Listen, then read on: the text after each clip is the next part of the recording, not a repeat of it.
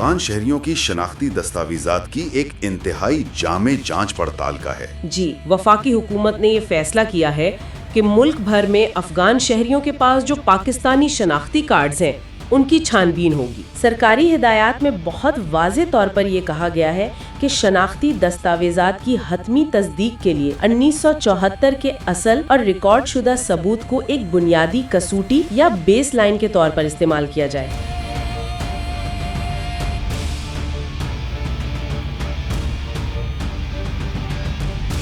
آج کے اس تفصیلی جائزے میں ہم سب ایک ایسے موضوع کی تہیں کھولنے جا رہے ہیں جو بظاہر تو ایک عام سا انتظامی فیصلہ لگتا ہے، لیکن اس کے جو اثرات ہیں وہ ریاستی ڈھانچے اور شہریت کے پورے تصور پر پڑتے ہیں۔ بالکل ایسا ہی ہے۔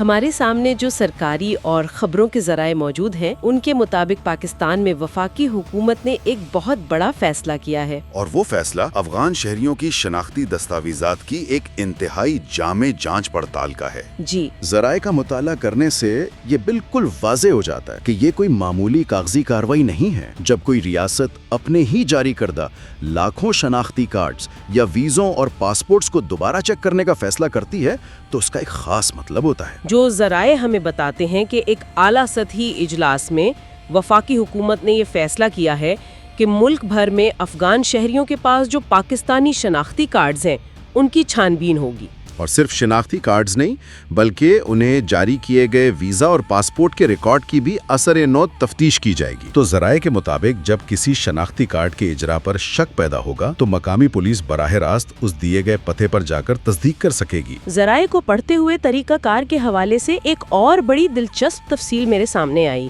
فیملی ٹری کے حوالے سے؟ جی ہاں، فیملی ٹری یعنی خاندانی شجرہ نسب۔ ہدایت کی گئی ہے کہ چھان بین کے دوران سب سے زیادہ جو فوکس ہوگا وہ فیملی ٹری پر ہوگا۔ اور یہ بہت اہم پوائنٹ ہے۔ مجھے یہ پڑھ کر تھوڑی حیرت بھی ہوئی کہ بظاہر تو ایک فرد کی شناخت کے لیے اس کا اپنا بائیو میٹرک اور ذاتی ڈیٹا کافی ہونا چاہیے نا، تو خاص طور پر فیملی ٹری کو ہی کیوں ہدف بنایا جا رہا ہے؟ اس کی وجہ یہ ہے کہ غیر قانونی شناخت حاصل کرنے کا جو طریقہ کار ہوتا ہے وہ بہت پیچیدہ ہوتا ہے۔ کوئی شخص ہوا میں یا خلا میں تو وجود نہیں رکھ سکتا نا، اسے کسی نہ کسی خاندان کے ریکارڈ کے ساتھ جوڑنا پڑتا ہے تاکہ وہ قانونی لگے۔ اور فیملی ٹری کی جانچ پڑتال تکنیکی اعتبار سے ایک انتہائی مؤثر طریقہ ہے۔ اس کا مطلب ہے کہ فیملی ٹری دراصل وہ کمزور کڑی ہے جو اس پورے جعلی نیٹ ورک کو بڑی آسانی سے بے نقاب کر دیتی ہے۔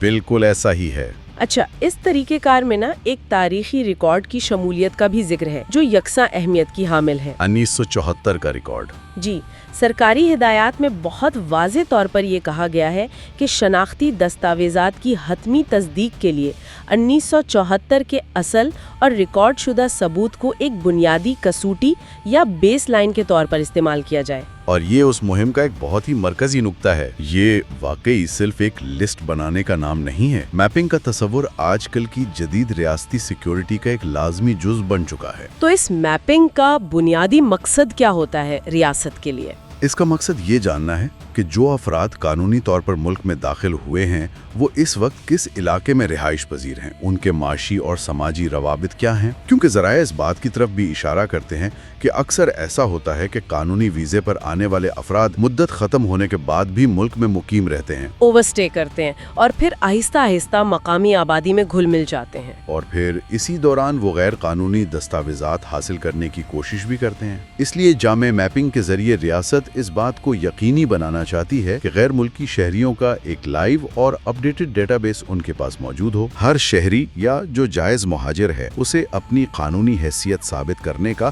ایک منصفانہ موقع ضرور ملنا چاہیے۔ یعنی اگر نادرا اور پولیس مل کر کام کر رہے ہیں تو اس کا ایک بہت واضح قانونی دائرہ کار ہونا چاہیے تاکہ انتظامی غلطیوں کی وجہ سے کسی حقیقی شہری کا ریکارڈ منسوخ نہ ہو۔ اور دوسری جانب ریاست اس بات کی بھی پابند ہے کہ وہ نظام میں موجود بدعنوان عناصر کا خاتمہ کریں تاکہ لوگوں کے حقوق کا تحفظ ہو سکے۔ اس جامع جائزے میں ہم نے آج متعدد پیچیدہ پہلوؤں کو سمجھنے کی کوشش کی۔ اس تمام بحث کا اگر جلدی سے خلاصہ کیا جائے تو ہم نے دیکھا کہ حکومت نے کس طرح جانچ پڑتال کے لیے ایک وسیع دائرہ کار وضع کیا ہے، اور مقامی ایس ایچ اوز کی شمولیت سے یہ عمل کس طرح گراؤنڈ لیول تک جائے گا۔ اس غور طلب سوال کے ساتھ ہی شناخت اور شہریت کے پیچیدہ ریاستی نظام پر مبنی اس تفصیلی جائزے کا ہم اختتام کرتے ہیں۔